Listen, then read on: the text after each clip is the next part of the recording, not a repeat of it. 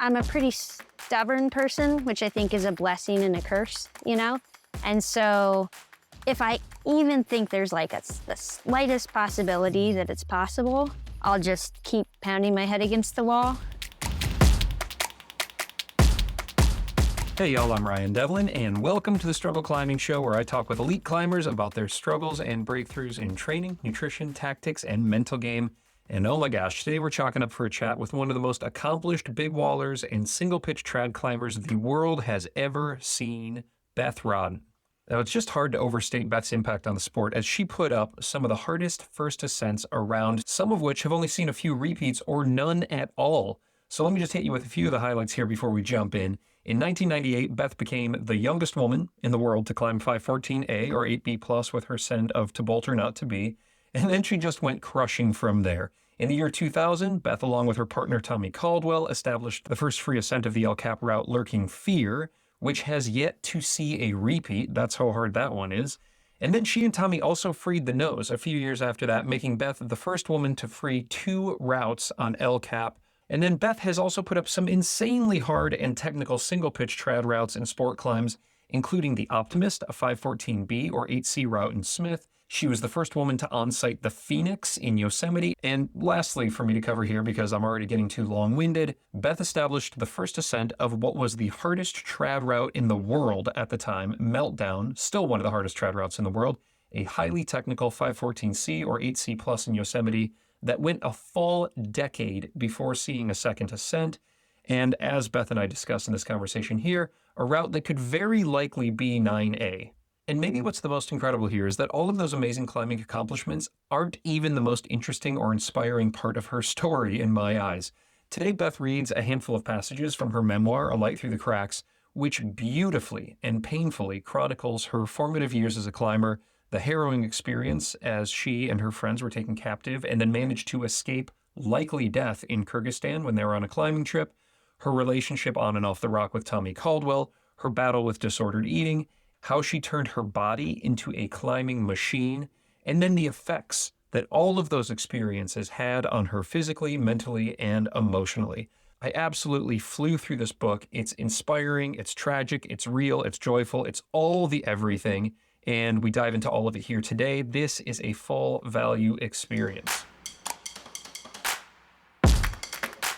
Now, in a few different sections here today in this conversation with Beth, we talk about how she moves over granite, and she's an absolute icon in it, having done some of the hardest granite routes in the world. And there's a really technical aspect to that, and also just a really beautiful aspect to climbing on granite. And I'm really hyped to share that one of the sponsors of today's episode here is Arc'teryx and their insanely cool Climb Academy, which they're putting on in British Columbia again now for its 17th year up in Squamish. I've chatted with Arc'teryx athletes Jonathan Segrist, Amity Warm, and Jordan Cannon about this event, and it sounds like pretty much the coolest experience you can get. I'm hoping to get out there myself for it because I really want to get back to my granite climbing roots, and I would love to see you all there. But you know what? We're all going to have to act fast here because no doubt it is going to sell out quickly like it always does. Here's what you get at the Climb Academy. It's an epic 3-day event geared towards all skill levels, and it includes clinics taught by top athletes, film premieres, live music, and just some of the most pristine granite the world has to offer.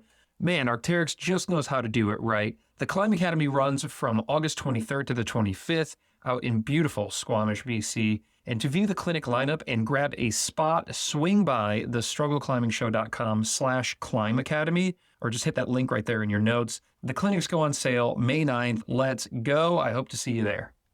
This episode's sponsored by Petzl, and if you've seen the videos of me on my project lately, y'all have seen me in my Harundos harness by Petzl, which I absolutely love.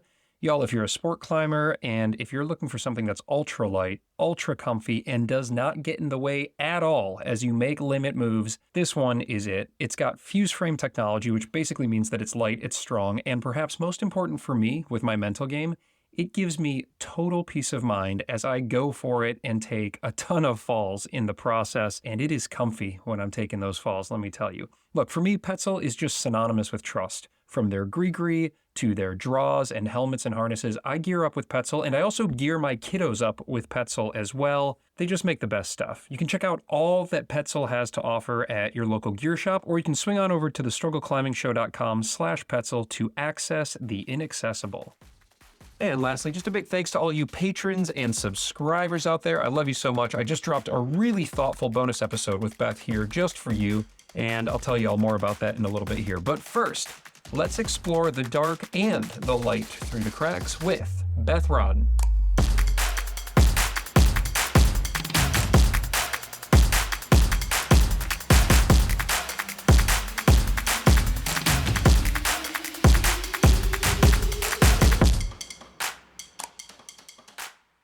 Well, it's so good to meet you. I feel like I know you. I'm sure you've been getting this as you've been going around on the book tour and all that, but having just absolutely torn through A Light Through the Cracks, I have such intimate knowledge of you and your inner workings, and you know nothing about me. Do you have any questions for me before we dive in?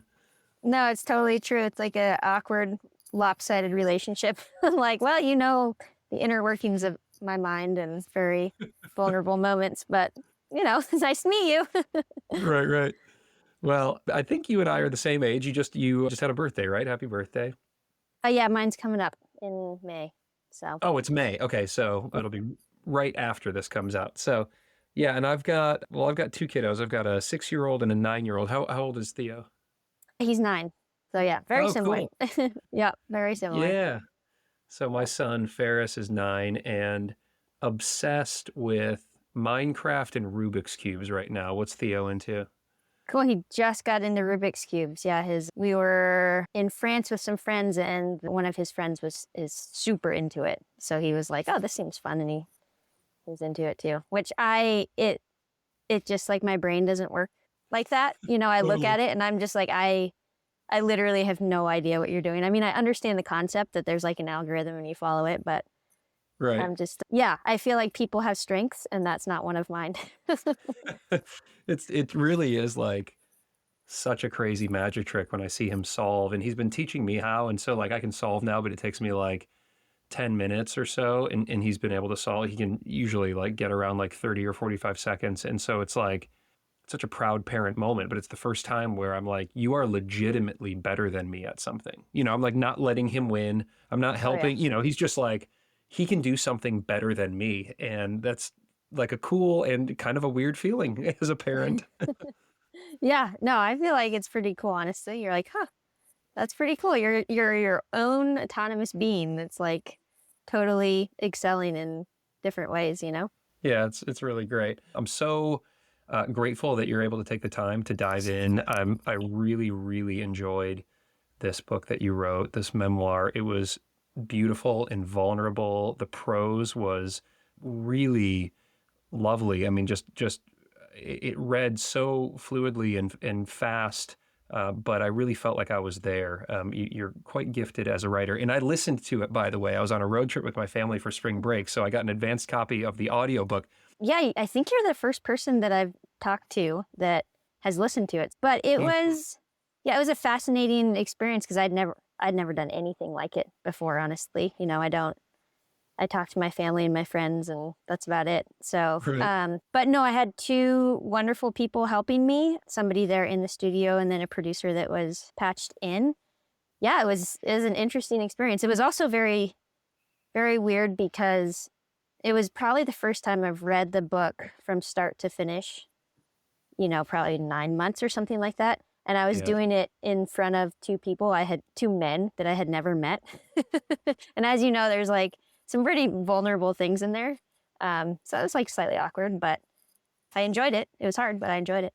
Yeah. Well, I really enjoyed it. And for all who are listening, this is a book that if you're a reader, it's going to be a great read. If you're a listener, if you're an audiobook person, like I listened to it, it just moves really, really well. And it was like I tore through it, you know, just in a sitting. And it really affected me, Beth. I have to say, you know, I know I've known you as a climber forever. You're a climbing hero, but you really bared your soul, your heart, your soul. It was incredibly vulnerable, like you said, as you're sitting there and reading this in front of 2 guys that you had just met.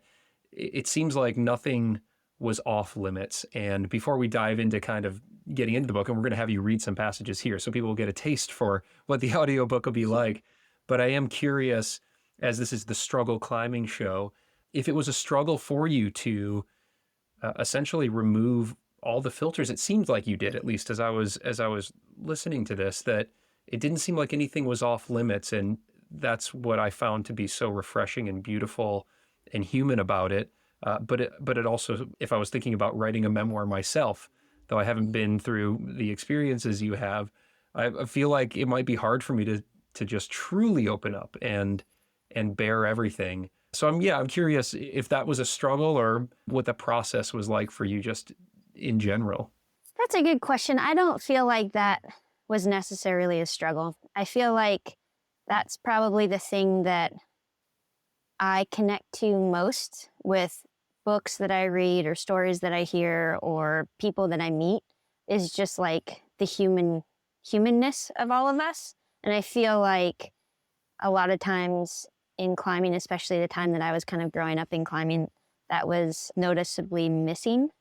And so, yeah, I think that I wasn't gonna work on a book that was just this like shiny prepackaged hero's journey, that we all have. We have plenty of those stories out there, and they're inspiring in their own way. But I think that if I was gonna work on a book and put it out there, it was gonna be something that was relatable in many different ways, and in the ways that I feel connected when I read something that someone has like truly opened up, and you don't feel as alone when you're reading their stories and that type of thing. Yeah. It was so accessible and incredibly, as a result, I think incredibly relatable, even though I can't really relate to the experience of a girl becoming a woman in climbing and being abducted and going through these relationship ups and downs and reinventing yourself and the injuries and everything that you went through, most of which I haven't, but yet I was still relating to it and finding ways to relate to it. And so I credit your ability to bring the reader in and along for that journey. It was really beautiful. I can't wait to dive into my usual format here at The Struggle, but through the lens of these chapters and these experiences in your book. And the memoir, I think you were quite inventive and creative with how you take the reader through the journey by jumping forward and backwards in time and through different locations. And at least for the bulk of the book, for the first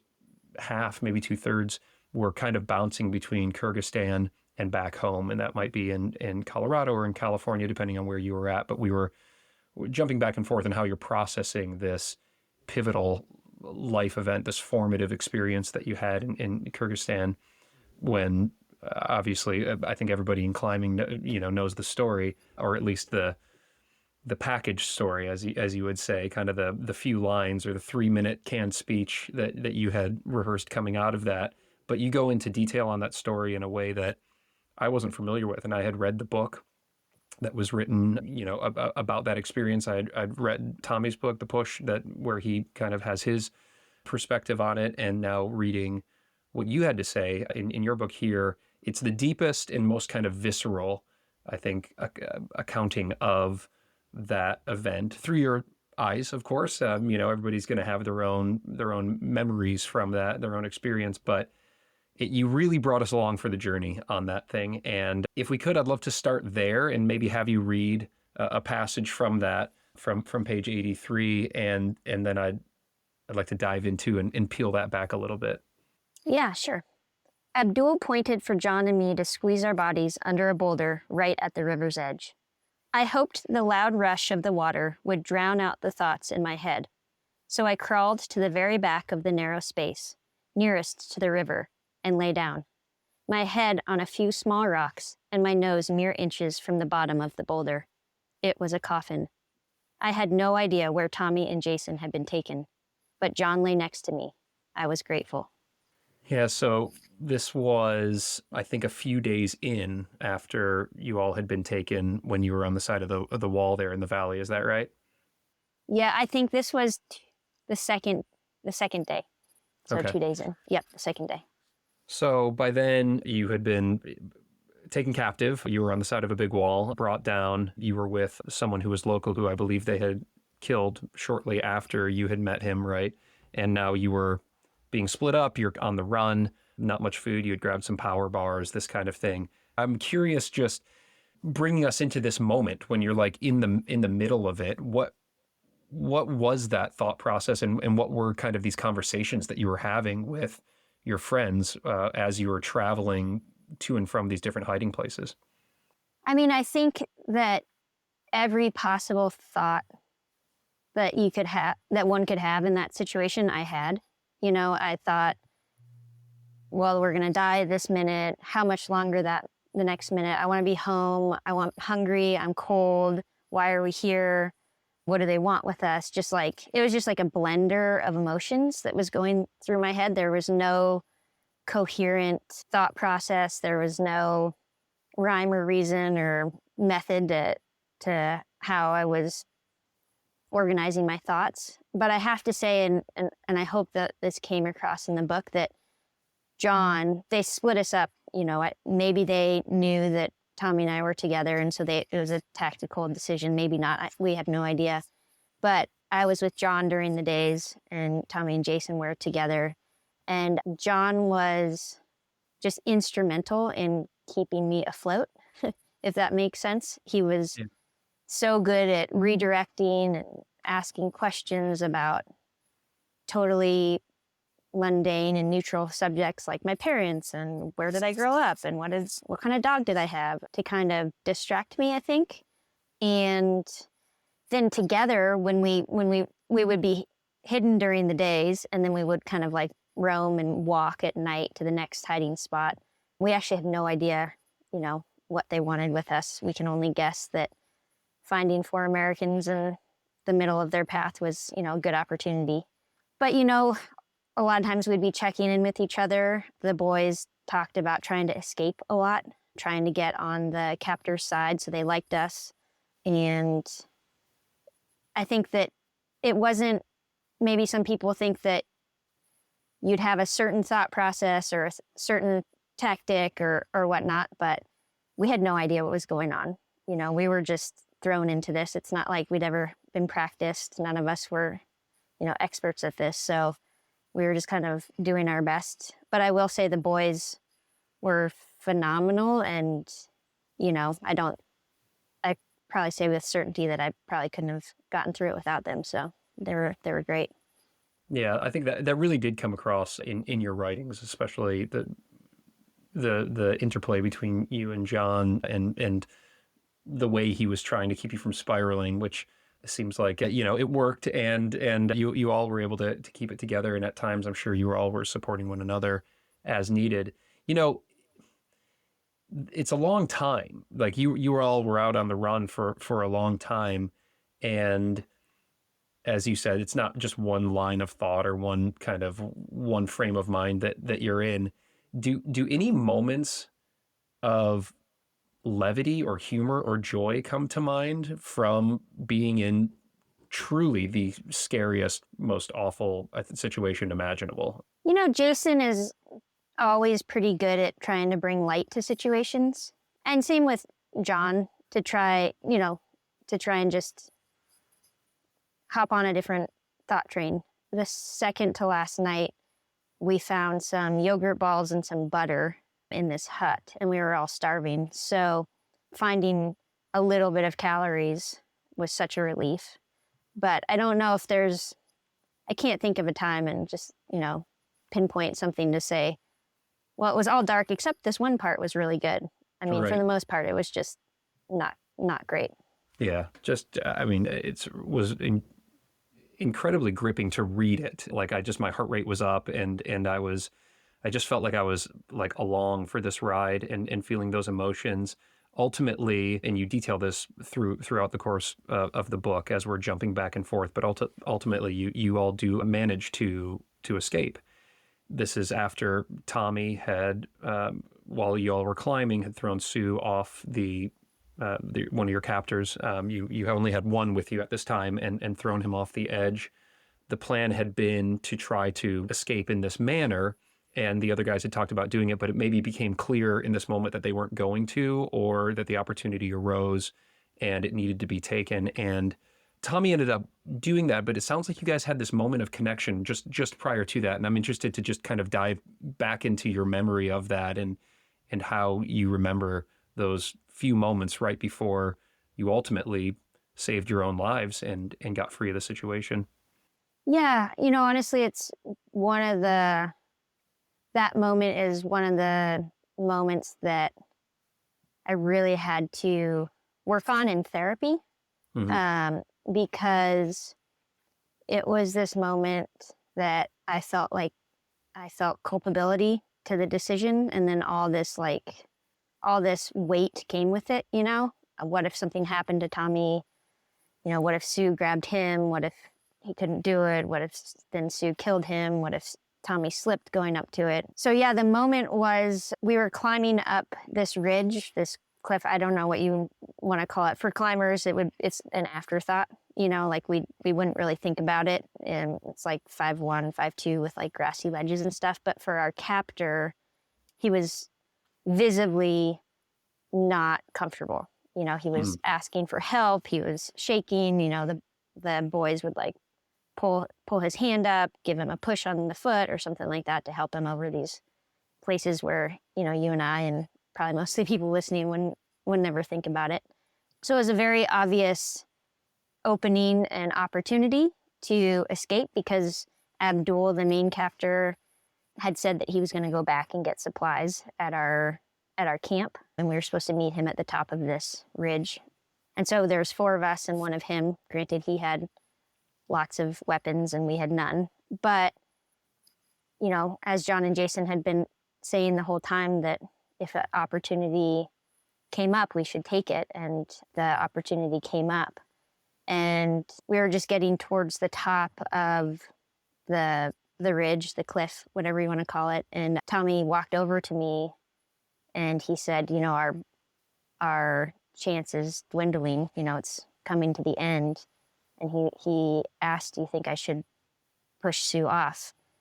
And it's a big, and I don't think I didn't have words for this at the time. I was 20. So, but now looking back at it, it's a big question. It's very weighted, right? Do you encourage your boyfriend, someone that you care deeply about, someone who's probably the kindest, most gentlest man you've ever met, to go put himself in harm's way and kill somebody? I mean, that's a pretty big decision for 2 kids, Yeah.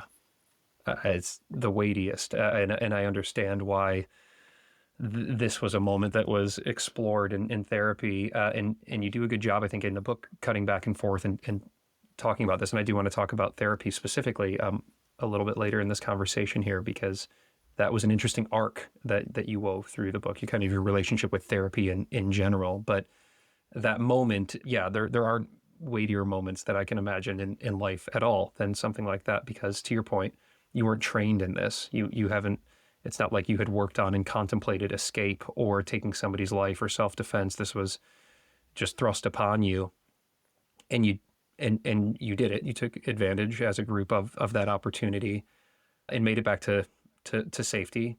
First, you were shot at by the military that ultimately then saved you and whisked you away, which I'm sure was a harrowing end to the experience. But you carried that experience in a much different way, I think, than Tommy did. And you note that in your book here, and something that I noted in reading Tommy's book and kind of juxtaposing the experience. The events of the experience were the same, but how they impacted you and how you took them into your lives afterwards were very, very different. And I recall, I think the term you used in your book was post-traumatic strength, was maybe what Tommy was calling it. And it was obviously, that's a play on post-traumatic stress disorder, PTSD, which you were very much affected by and I'm sure still are. And so I'm curious, just as part of that reflection, you don't need to speak for Tommy, but you were in a close relationship and ultimately then got married after the fact. The way that experience the way you took that experience or that experience took you afterwards was vastly different. And I'm curious just, what your reflection is on that after you got back to safety. Yeah, I mean, everybody's response to trauma is vastly different. And so I can't speak for Tommy or John or Jason. It's honestly something Tommy and I rarely, if ever, talked about when we were married.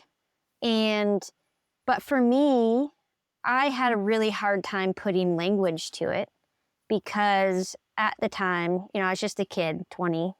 I think Tommy was 22. Jason was probably like 23 or 4, and John was 25 or something. This was back in 2000, and in the climbing community and even society as a whole, like therapy wasn't widely accepted, but it just wasn't widely talked about, at least in my like sliver of society. It wasn't like I knew friends that went to therapy or even parents' friends or anything like that. It seemed much more this like peripheral thing that, maybe if you were really sick or something, you would go to therapy. But other than that, if you were tough and could get through it and get back on the horse, that's kind of what you did. So I remember coming back, and it was less of, oh my God, how are you doing? Are you okay? Like, what do you need? And more like, wow, that's amazing. You guys had the best epic. Like, good job. You survived. Like, so sick. It was very like this celebrated thing because there is some truth in, the climbing community. We celebrate harrowing tales, right? It's like you lost a toe or two or almost died getting to the summit, but you conquered the mountain type of thing. So I was having like pretty regular nightmares. So I did end up going to therapy. I was still on my parents' insurance at the time. So I think I had like 6 sessions that were approved by insurance. And so I went, but I felt like I was weak. I felt ashamed going to therapy. I felt like it wasn't something I could really talk about. Here Tommy and John and Jason were totally fine. They were free climbing El Cap and moving on with their lives, and I couldn't even sleep through the night. So I just felt very ashamed, honestly. There's probably not a better word for it. And I can't say why I was more impacted by the experience than others, but I just think that, people's reactions and how they process things are just so vastly different as humans, and that's how I did it.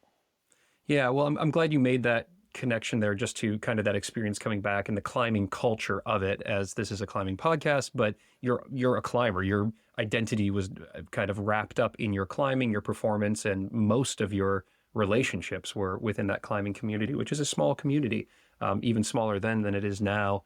And so you've got this passage that you wrote on page 22 that I'd love for you to read from as it pertains to struggle and the experience really that you just mentioned there. Yeah, absolutely. Climbing culture had taught us both that doing hard things would only make us stronger, better.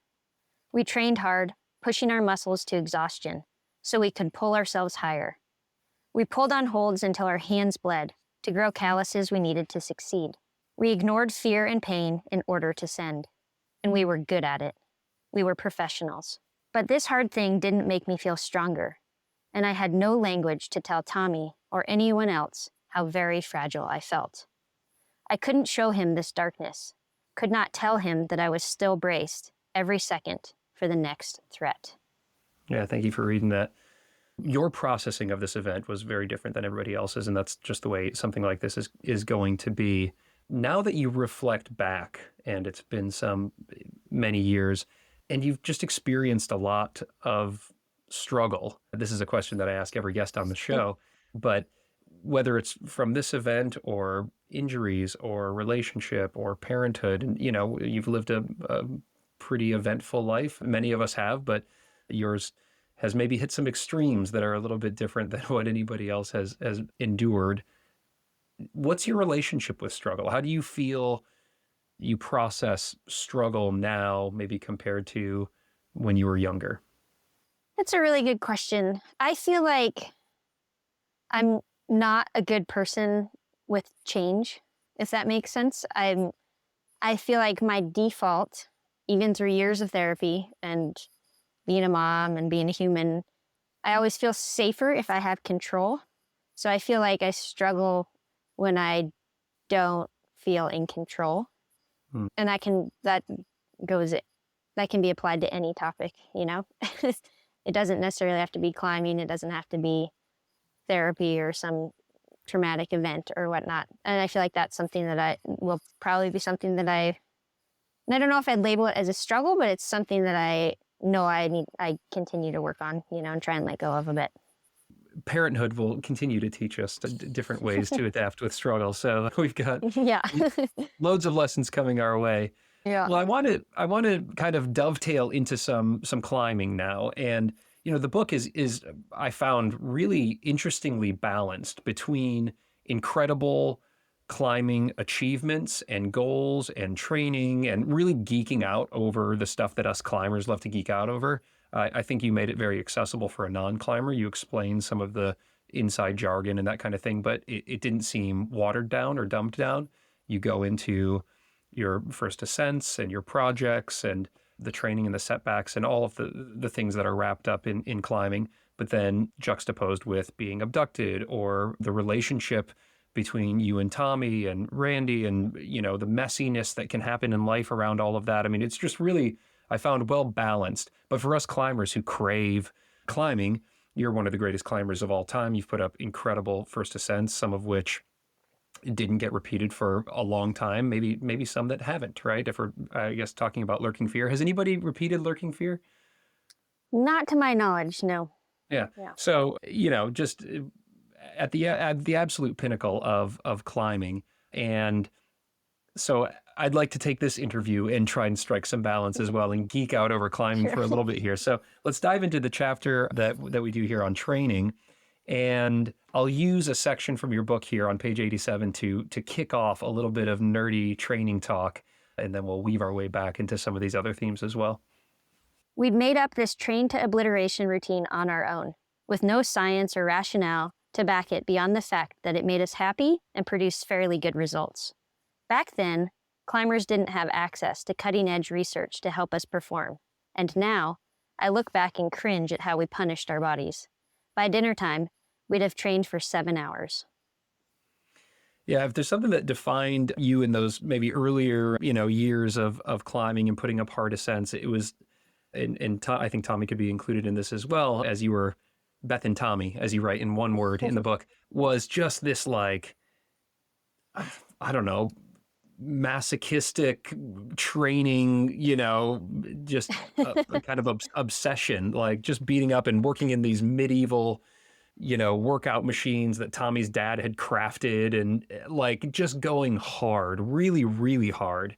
And you just note right there, I think interestingly, that there was no science or rationale, you know, beyond it. You were just essentially beating yourselves up and it was working. You were putting up the hardest routes in the world.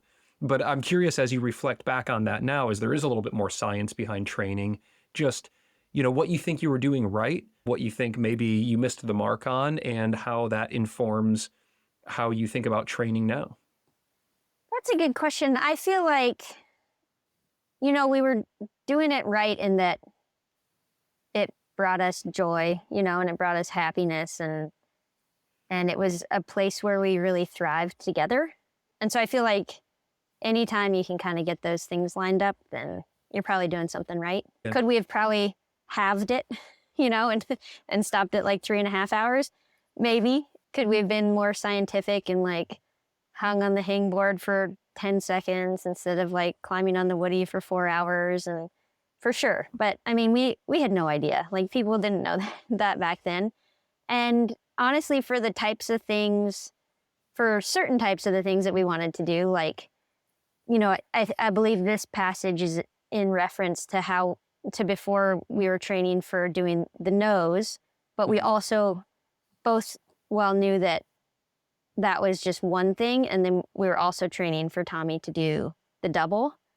So it was like, we actually needed to totally be obliterating ourselves for a really long time because, I mean, maybe I'm not a coach and I'm not a trainer and I haven't done my PhD on finger strength, but I mean, maybe there is a way to do that in a shorter amount of time on a hangboard, but I also kind of think, you know, you need to be out in the sun and the wind, and you got to be climbing on rock and like kind of just going for it for a little bit longer than just a 2-hour gym session or whatever. So I feel like performance was one thing, but then kind of these overarching bigger things was another. And I'm sure there was a smarter way to do it. But again, we did our best, and it was really fun a lot of times, so I feel like you can't fault it. You can't fault us for that.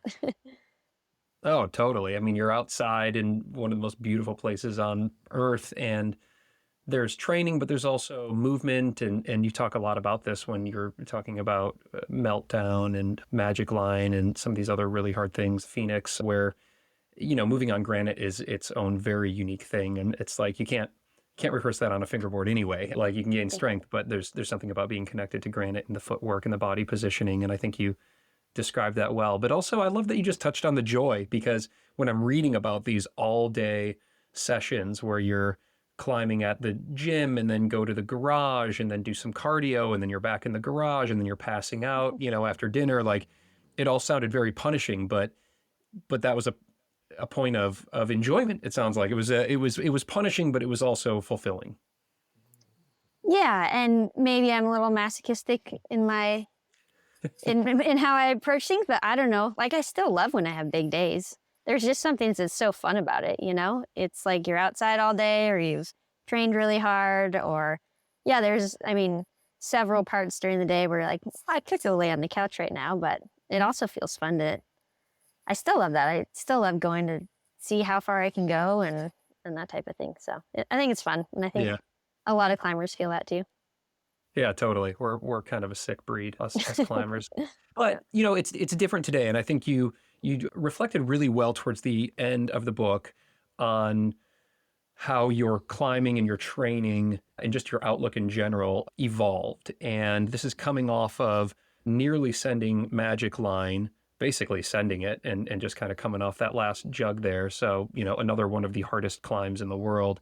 And then just hitting this run of injuries, A1 pulley and a torn labrum and broken ankle, I think, and then another shoulder injury. I mean, just really, an unfortunate and very, very hard string of injuries. But then you kind of talk about coming out of that and having your son, and then getting into a training mode that felt more like a weekend warrior. And so for those of us who are listening right now, myself included, who are not professional climbers, we've got families, we've got jobs, we're weekend warriors. I'm curious now, you've been on the one side, you're on a little bit more on the other side. You're a little bit more on the kind of the weekend warrior side. What does your training look like now?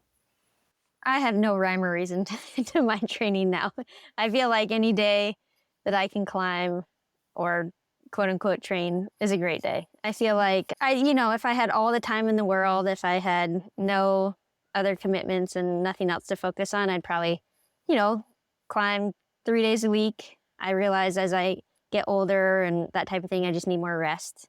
But, if I can climb 1 day a week, I'm psyched. And then in France, I actually climbed 3 days on, which is just unheard of for me. So I feel like I don't really have a formula. Maybe I should get one, but that seems a little out of reach right now. Yeah.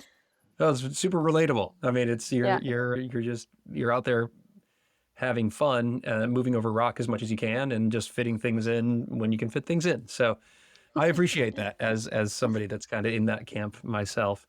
Let's shift gears. Let's talk about nutrition.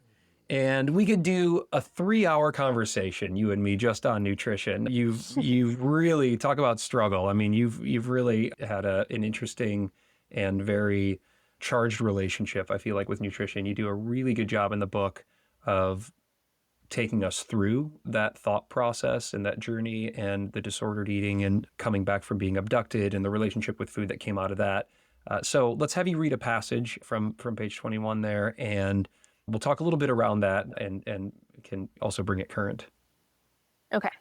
Before Kyrgyzstan, my eating was a point of constant fixation. I restricted, I obsessed, I binged. Now I saw coming back after real deprivation as a second chance, a possible reset. I was skin and bones from the days in captivity when we'd gone without food. This time, I would eat to be healthy, I told myself. not just to control a number on a scale.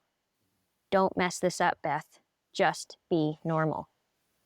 Yeah, and that really just encapsulates kind of the relationship that you had with nutrition prior to Kyrgyzstan, what happened during your time in being abducted there, and then coming out of it, and even trying to tell yourself to not screw it up, which, looking back, was that a pivotal moment for you, or what was it ultimately that led you to more healthy relationship with food, do you think? I feel like the healthy relationship with food, or, the journey to try and get there, didn't come until later. It probably didn't come until after my divorce and during, I guess, there's no after, but during a lot of my injuries, when I really felt that lack and that loss of control over my body that I had had for so long. Mhm. And I feel like my relationship with food walked hand in hand with that control. And so when I felt like I couldn't control my body anymore, that my body was failing me, that my body wasn't living up to its side of the bargain, it kind of just forced me to start to reevaluate my relationship with climbing, my relationship with food, just how I kind of wanted to have that in my life. And if I still wanted to have climbing, should it be healthy? Did I want to be at war with my body and what I put into it the whole time, the rest of my life? So I feel like that's kind of when it came. So that wasn't until my early 30s or something like that. So well over 10 years after Kyrgyzstan. Okay. Yeah. Yeah. And you really do, I think, explain well the kind of the ups and downs as you were working on different projects. And it was like a point of pride to go out and do like an epic day and only have one bar. And so it's interesting that that it can loop back to control, which makes sense. I think, that resonates now that you're saying that out loud. It's such a charged thing in our sport. And I have a lot of conversations with athletes about nutrition and strength to weight ratio. And there is a benefit to being light in a healthy way and strong so that we can climb the hardest things we can climb. But also, it seems like a very slippery slope, I think, especially for women, but not exclusively for women. I've spoken with men on the show here who have had a history with disordered eating, and you've written about this, you've spoken about it. As you look at the sport where it's at right now, and there's been a lot of talk about red S, or relative energy deficiency in sport for competitive athletes, but also just even those who are not competitive but are just obsessed with performance, and that can include weekend warriors. Where do you think the issue is right now in the sport compared to 20 years ago? Yeah, I mean, obviously everybody's relationship with food and their bodies is so uniquely and wildly personal. But I can say that looking back on when I started in climbing and, my formative years as a teenager, as in my early 20s, climbing has come a long way. The community has come a long way. And I know some people are like, oh, we got to fix this. And, they want they want an answer. But I think the biggest change that I've seen is just acknowledging it and not letting it just live in the shadows and kind of grow in the shadows. In that when I was a kid, no one talked about it, but it was everywhere. I mean, you look at pictures of when I was competing and when I was a teenager in the sport or in my 20s, and, a lot of us are just rail thin. And obviously everybody's bodies are shaped differently, but that was like the one body type that we saw, if that makes sense. Like it wasn't like here's a body type and then there's this multitude of other people that you can also look to that, are climbing and having fun or excelling and, pushing the sport, all that type of thing. It was like there was one way to do it. And, as a young kid, you're just a sponge in the sport and you want to get better and you soak up everything you can and glean from heroes. And so I just soaked it up. And nowadays I feel like the fact that we're acknowledging it, that we're talking about it, that you hear about it in competitions and governing bodies, on podcasts and magazines, just I feel like it's very widely talked about.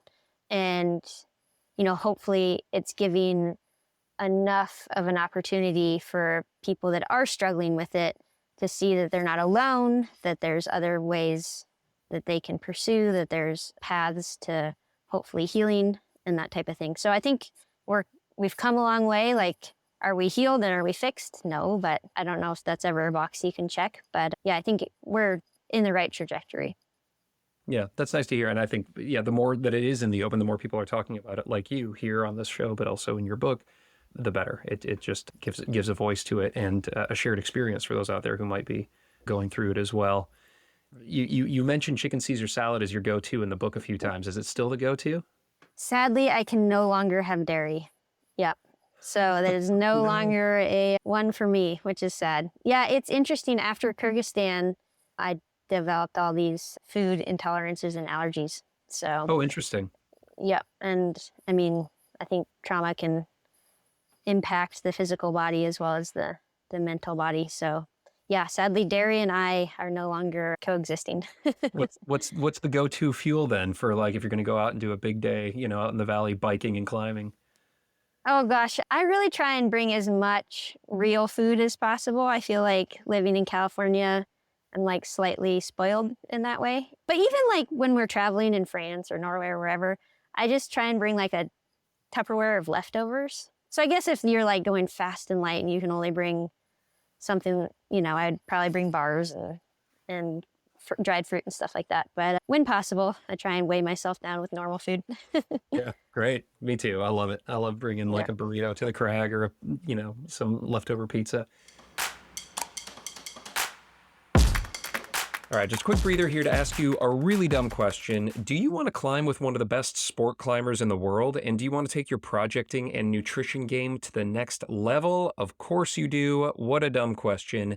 Now you can, y'all, with Jonathan Segrist and Shayna Savoy. I love them both so much. It just doesn't get cooler than this. Starting June 1st, Jonathan and Shayna are offering a 3-month climbing and nutrition program with Shared Air, custom made for a max of just 30 climbers. And check out what this program includes here. A masterclass on projecting with one of the best projectors in the game, 4 Zoom courses with J-Star on projecting, and 4 with Shayna on nutrition, an in-person clinic with both Jonathan and Shayna, and then also, get this, a dream climbing trip to 10 Sleep where you're going to put all the learnings to practice with your new coaches/besties. What? And just for us strugglers, Shared Air is offering a $300 discount on the program, which shakes out to just $66 per month if you choose the monthly payment plan. That is cheaper than a gym membership. Let's go. If you are looking for a life-changing experience as a climber, this is it. Hit that link in your notes or pop over to thestruggleclimbing.com/sharedair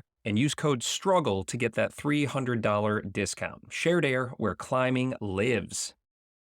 Shout out to Scarpa, the official shoe sponsor of the Struggle Climbing Show, and my favorite shoes. Oh my gosh, I've been climbing in Scarpas for a decade, and I absolutely love the way that they fit and how they perform on rock and at the gym. The Instinct VSs have been a game changer for me, you guys, on the steep climbing that I'm doing over here at the Red.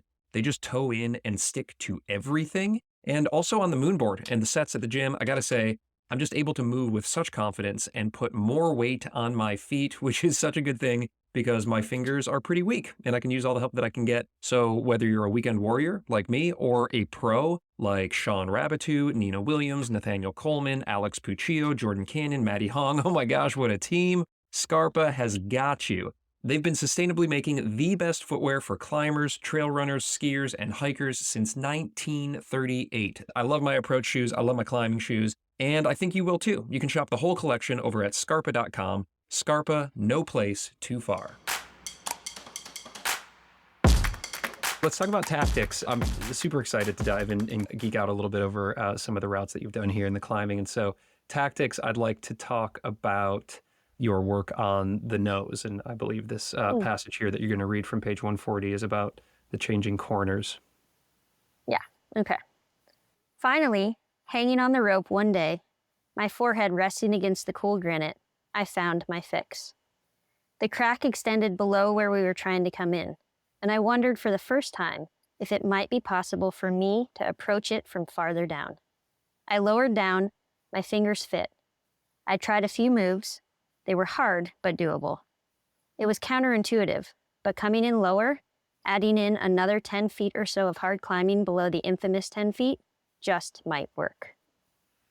So sick, so epic. You're working on the nose here. At this point in time, Lynn Hill was the only one who had freed it. Is that correct? Scotty Burke as well. However, climbers are always very nitpicky and things, so I feel like some people put an asterisk next to his name. But I think for Tommy and me, we thought we were going to do this third and fourth free ascent, if that makes sense. Got it. Yep. So either way, there wasn't a whole lot of beta for up there. You guys were figuring this stuff out on your own. Tommy was doing it in a way where he was able to reach through and climb it in a way that you were not able to. And so I found this really fascinating. I didn't know that this is how you dissected the changing corners. And a lot of focus is put on the great roof there, but this was the crux for you, was the changing corners. And you approached it by adding more difficulty. And so I'd love for you to talk about that, just as it pertains for those of us who are trying to figure out ways through whatever our version of the changing corners might be. Yeah, absolutely. So Lynn and Tommy and Scotty, and I think most people probably to this day that have done it, they go in partway up the changing corners. And it's this like total max span. And it was to the point where I could reach tip to tip. But you know, when you're so spread out, like you can't even turn your head, you know, that's like how spread out I was. So it wasn't like I could reach from the corner to the corner, but then I couldn't like look to see where to put my foot. So it was just like an impossible situation. Lynn might just have like a half inch on me, or she's also Lynn, so she could probably be in that same position and not need to see her feet. She's just superhuman. Right. But I am not superhuman, so I could not do it that way after many, many times of trying. But the changing corners goes down further, like the actual corner of the crack goes down further, and it narrows as you go down. And so I was like, well, maybe I'll just try to go in down there. And, you know, my fingers are smaller than Tommy's, so there weren't pin scars there to put in, but I was able to like get enough purchase on that part of it. And yeah, I feel like that's something in climbing that I love, that I always loved, that I love to this day, like working out with friends, you know, down in the valley or out in the forest or whatever, is different ways to do it. You know, you're not just like pigeonholed into a certain way. Like you can use a small little nub, or like they went left hand to it and you could match hands or something. I feel like just thinking outside the box is always something that's fun for me in climbing. Really cool. Again, you go into such great detail as you're working on some of these infamous routes or pitches. That the Phoenix was a great passage. Meltdown, of course, just really, really fascinating going into the tactics. And it's especially hard, I feel like, when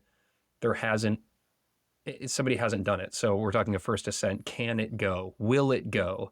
And you talk about the emotion on lurking fear of trying to figure things out and just crying on the wall because you can't, or your fingers are bleeding because you've been trying so much. And everything really, I feel like, kind of comes to its zenith on your work on the Meltdown. And that went a decade before being repeated. Who knows if it could have gone, you know, you were just like there trying to sort this stuff out. And as you reflect on that, tactically speaking, what stands out is maybe the thing that unlocked Meltdown, at the time the hardest trad climb in the world. It's still one of the hardest trad climbs in the world. Gosh, I don't know if there was like a moment that put it together, but I feel like I'm a pretty stubborn person, which I think is a blessing and a curse, you know? And so if I even think there's like the slightest possibility that it's possible, then I'll just keep pounding my head against the wall. You know, I started on Meltdown on a lot of hard projects, and it's like you can only do a fraction of the moves, but you're like, well, maybe one day if I got stronger or if I figure out this part of the puzzle or whatnot, you could do it. And so, yeah, I feel like just even having the possibility of, you know, it might go, that's kind of like what always kind of keeps me going. Even today, you know, if it's like, it's not something cutting edge, you know, but I'm like, maybe if I practiced, or maybe if I figured out something here. And that's what I really like. I mean, I really love the problem solving aspect of climbing. I think it's one of the coolest things because it's not just this like purely physical pursuit. You know, there's a lot else that goes into it, at least for me. And I really like that part of it.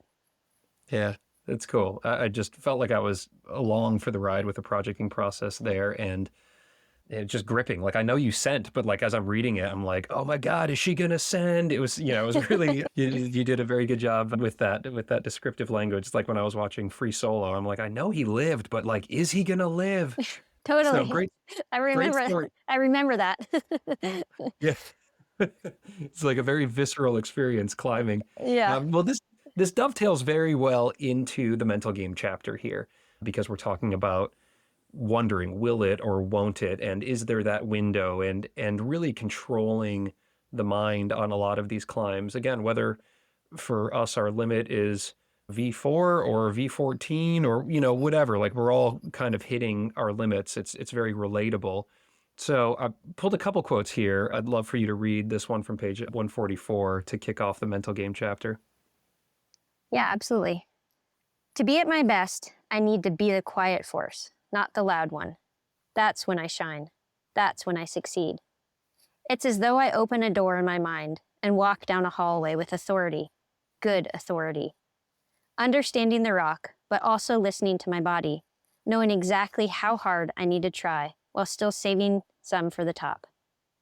It feels like the pendulum of my grandfather's clock in my parents' house. Steady, calm, back and forth, back and forth. Push hard, pull back, balance. I love this window inside your mental game when you're approaching flow state and you're really trying to do the hardest thing that you've ever tried to do. And you mentioned this a couple times on a couple routes, this kind of opening up this door and walking down the hallway. I'd love to just learn a little bit more about your mental game and how you try to attain that focus and set yourself up to access flow state, whether it's trying meltdown or the Phoenix or a boulder in font that's a V5. Like we're all trying to achieve that and attain that, and we're all dealing with pressures and anxieties and thoughts and doubts. And what's been working for you, and maybe just peel back a little bit on what you just touched on there. Yeah, it's interesting. Like I said, I'd never thought about it before. There was no formula that I knew or could access to get there. It's just somewhere where I went, Mm-hmm. and I don't want to say like quite easily, like I had it all figured out, but like I think I was good at when it needed to be go time, that it was go time. And so this was the first time I was like, what do I even do? I have no idea what I do. And I remember this day bouldering. It was just me and my husband up in Tuolumne, and I was coming back from some injury or another, I don't know. And it was like kind of high. I mean, not like high ball. I'm not like a good high baller, but high for me to the point where I was like thinking about the fall. And it was like a harder move for me at the top. And I remember being in this place where like, oh, I know what I need to do mentally to just go for it, right? I know how to think about this. I know where to put my brain. I know how to like quiet the things in that are chattering, that, the fall, could I hurt myself? Is this worth it? Like all the questions that are running through my head. And I was like, okay. But then I remember thinking, nope, I'm not ready for that yet. So I do really remember that was one of the moments where I was like, oh, actually, there is this way when I do make a choice on whether to step into that hallway, right? Whether to like leave those things behind and close the door and just like, trust in myself and go for it. And I think when I was younger and kind of at the peak of my career, there was never really a question of whether I walked into that hallway. It was just like, oh, now we walk in and now you do your thing type of thing. Whereas now, I don't know if it's because I'm older and I'm definitely not going to say wiser, but I'm just like, well, I really don't want to be injured for the next 3 months. Or, if I'm just, let that chatter have a little too much voice. But sometimes I back out of the hallway when before I know I would have just stepped through it. So I think it was hard to figure out how to describe that. and how to make it understandable, because it's so wildly unique and personal to how I do it. I'm sure everybody Yeah. has different things. But I do remember that moment of being like, oh, do I actually go there right now? And I remember very much so being like, nope, I'm not going to go there. And I do remember one other time actually on this route called Sarcasm. So it was when I was in the peak of my career. I was in my early 20s, mid 20s, something like that. And it's this beautiful arête at like 14,000 feet. It's this 514 that Tommy put up, and it's just gorgeous. And I think I touch on this a lot in the book, but I'm a pretty scared person when I climb. Like, I'm not one of those no fear people. Like, I definitely have a lot of fear. And arêtes are always like, oh, how do you fall? Are you going to swing around? Are you going to hit the middle of there, you know? And so I remember being like, there was this quick draw, like right in front of my face. And I had to do this hard move. And I was quite a bit above the other bolt. And I was like, oh, I could just grab this quick draw and it would be all fine. And then that's when I was younger, that I like walked into the hallway and I just did the move and then I did the route. So for me, I think the mental game is just pretty personal, but it's been pretty fascinating in the book writing process to figure out that I actually have a mental game and a mental, way of approaching things. That's so cool. Thank you for that window into the kind of the mental process there and the conscious decision that you can make. Do you still, because you said in that on that boulder, you did not. You said, oh, okay, I can walk in or I cannot, and you chose not to. Do you choose to walk in sometimes still, or has that passed? Oh, yeah. Oh, no, all the time.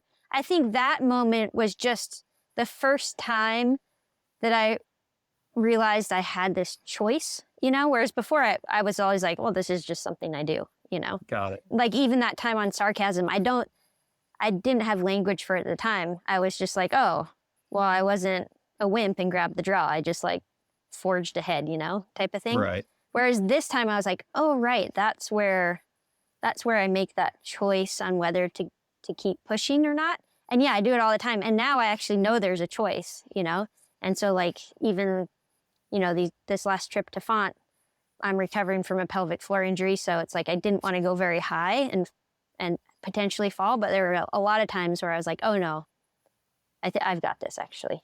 And was able to step into that hallway. Yeah, cool. Love it. Love that it's accessible at all levels and that you're like familiar with it now. That's really cool. I think that's something that we can all try to gain a little bit more awareness of, our kind of where are our thoughts, where are our emotions when we're en route and when we're about to try hard. Yeah. Cool. Yeah. And obviously it doesn't always work out, but it's like cool to analyze how you approach things, Just continuing on the mental game, this is my favorite chapter, so I always dive a little bit deeper in the mental game than the others.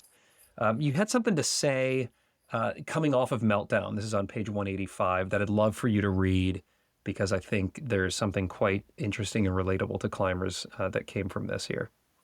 Okay. The years of climbing had abused my body, and Meltdown had taken a particular toll on the ligaments in my fingers and hands. I needed a break, mentally and physically, from the climbing and training and the pressure to perform, to excel.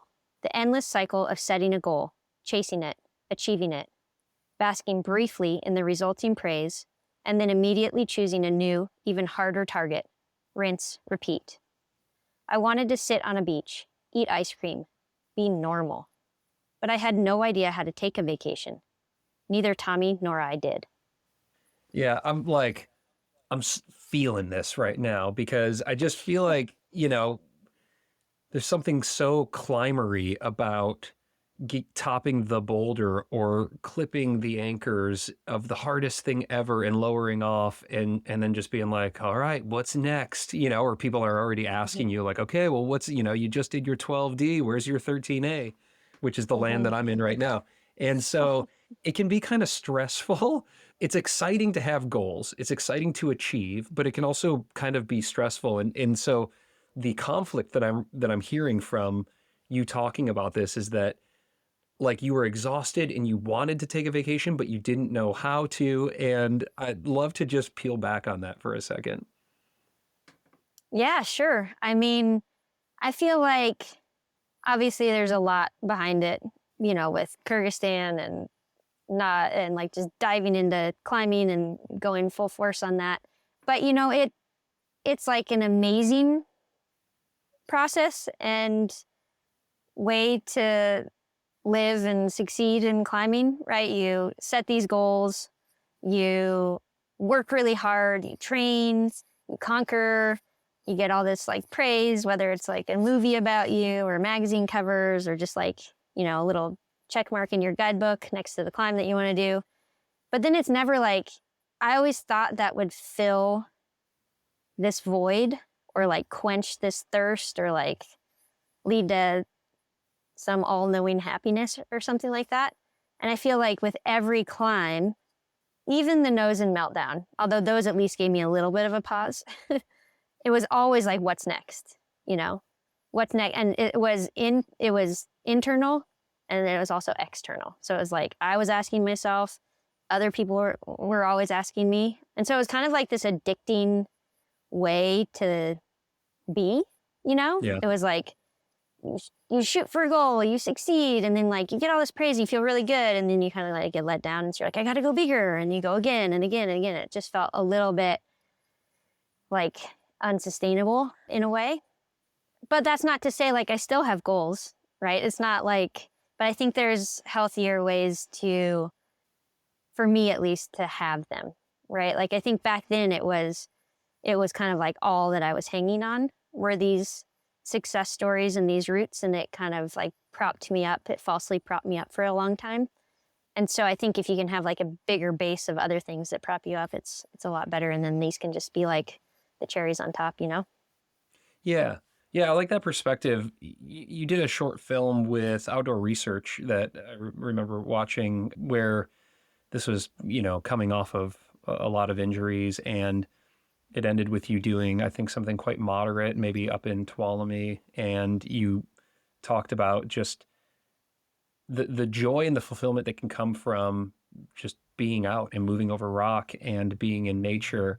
And not once did you mention and climbing the hardest thing I had tried to climb or taking the next grade. And so I wrestle with this myself because I'm a little bit grade obsessed right now. Admittedly, I'm like maybe, aware that I won't be at my physical peak for much longer now being in my mid 40s.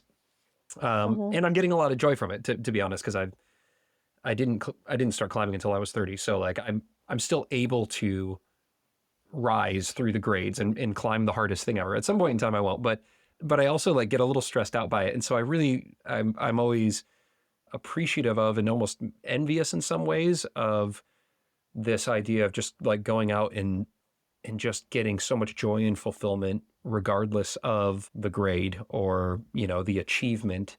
And yeah, I'd love to just understand a little bit more, if I could, of that perspective that you have now. You have a long lens of perspective and finding fulfillment in the experience as opposed to the achievement. Yeah, I think that obviously it's a constant journey for me, and I think it's one that I'll probably just always be trying to sort out. But I do think that I have the privilege of being able to climb really hard things for me and in climbing and see and remember how that made me feel or didn't make me feel versus, through a long process, how I can enjoy a day out now, right? And I think if I hadn't had that contrast, then I wouldn't have been able to contrast that, right? Like if I hadn't been able to free the nose and understand the aftermath and how I felt after that. Obviously, like I felt amazing in a lot of ways because it was this lifetime goal. It was something that my hero in climbing had done. It was something I never thought I could do, but it also wasn't the thing that totally filled me up forever. Like I kind of made it out to be, if that makes sense. Yeah. And so I'm not saying that I went out and did a little circuit at Camp 4 this morning. I'm not saying that I feel like the same sense of accomplishment as I did when I stood on top of the nose, but I also feel like maybe that's not something to always need to shoot for me at least. Like I had an amazing morning this morning. I was able to go out and do like 15 boulder problems, and I only saw one person, and he was somebody that I like, and it was a friend, and just like had a great time. And I'll probably be sore tomorrow, which is also a bonus. So I feel like having that contrast, and it wasn't like this linear, super easy path to get from the nose to here. There was a lot of like, why can't I climb hard anymore? I hate my body. I hate myself. I hate climbing. I'm going to quit. I'm going to go. It's like back and forth, this yo-yo. But, just realizing that climbing hard is really fun. And it's really fun to like push yourself and push the grades. And I still do it, I have this list of like 7 A's in font that I would love to be able to do. And some of them are probably easier than 6 B's, but it's like that magical 7A, that I want to get to. But then I also really have fun on like the 5B mantle that I can't do, So I feel like kind of trying to see both sides, that it's not one or the other, it's both. Like it can be fun to grade chase, and it can be fun to like want to climb your hardest. And then if that doesn't happen, some days it's like, can be fun to just go out and climb with your friends. Like I feel like that nuance is something that isn't necessarily really celebrated in sport. It's like you succeed or you fail. So I think it can be both, It's like you can go climb a 13A and be really driven to do it and really psyched if you do it. And then also feel kind of bummed that maybe now you want to climb a 13B, or maybe you have a whole season where you climb 510 and it's fun. I don't know. So I think it's just like the balance of trying to find the balance, which is like always impossible, but it can be fun to try. Yeah. Oh my God. A whole season of 510 sounds so delicious right now. I think, See? I'll be there sooner than later. And if I learned something from your book about doing that mantle, it's just like take the shirt off and get that skin on there so you can get that skin friction. That's the beta for mantles, right? I feel like in fun, the more skin you get on, the better.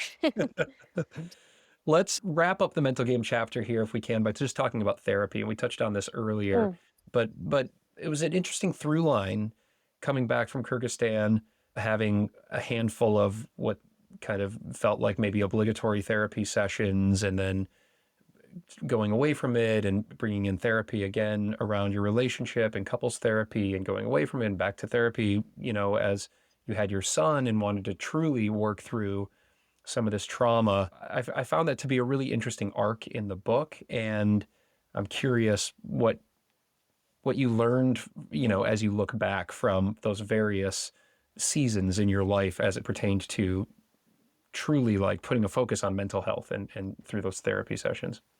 Yeah, I know we talked about the first one a bit. And so I feel like the first one it helped with the nightmares, right? So it helped with like this very acute issue that I was having. It wasn't like I even admitted to myself that it worked in a way. I don't know how to explain it. It was like, yes, it worked, but it's supposed to do its job, but climbing's way better. It was just this very dismissive attitude I had around therapy. And especially like afterwards, I kind of just like went full force into climbing and the climbing community and like the bravado around it. So it wasn't until my divorce that I went to therapy that I kind of like a little light bulb went off, and I was like, like there's other ways to think about things. And like, I never would have even thought of that, And I remember like when I first was going to therapy, she asked about Kyrgyzstan, and I was so dismissive. I was like, wait, no, I literally just need help with my divorce. Like, you don't need to, I'm fine with Kyrgyzstan. Like, I don't need to talk about that. And I think she was probably like, okay. But so, yeah, I feel like the divorce, when I went to therapy for divorce, it was the first time I was like, wow, there's a lot of different ways you can think about things. There's a lot of ways that you can approach things mentally that I would have never even considered. And then finally, like, And I don't think I'm done with therapy for Kyrgyzstan. I still go back, when things bubble up and that type of thing, or when my anxiety, I think that's how a lot of things show themselves right now to me, is I have pretty bad anxiety. So I still go back occasionally. But when I went back for Kyrgyzstan 5 or 6 years ago, that's when I felt like I really appreciated what therapy can do and how helpful it can be. And that probably just like anybody that wants to train in a certain way and goes to somebody who knows something about training, or or has injured their shoulder and they find like a really good shoulder doctor or something like that. It just kind of was like eye-opening, because I had buried Kyrgyzstan for so long, something like over 15 years. It felt very perilous and a little bit reckless to try and go back to those thoughts, because I just had buried them so deep, and I was able to kind of live this fine life, without ever having to unearth it. I was like, why would I ever unearth that? Because what is it going to let out? Right. Is it like, am I ever going to be able to sleep through the night? Am I ever going to be able to, go in a crowd of people? Am I ever going to be able to do anything like that? So having a professional kind of like walk through that was really eye-opening, and, I'm just super grateful for it.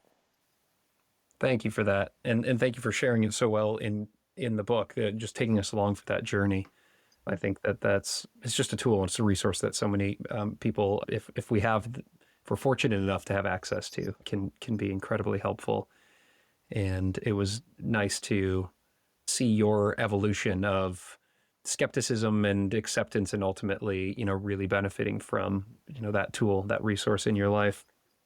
Mm-hmm. Well, let's talk about life now. Let's shift to kind of our final chapter here, which I typically call kind of the purpose or the passion chapter. And you end the book, in kind of current, bringing things current. And you've had your son, and you're out climbing, and you've become a real voice for just, I think, being kind of authentic as a human with climbing, and sponsors, and having a real person's body, and pay disparity, and, issues with sexism in the sport. There's so much that I think you've become a really shining example and a voice for in our sport, and then just beyond, just like things that, you're just like living your life, of course. So I'm curious, like, what you're most excited about and what you're most passionate about as it pertains to everything that's happening in today's life for you.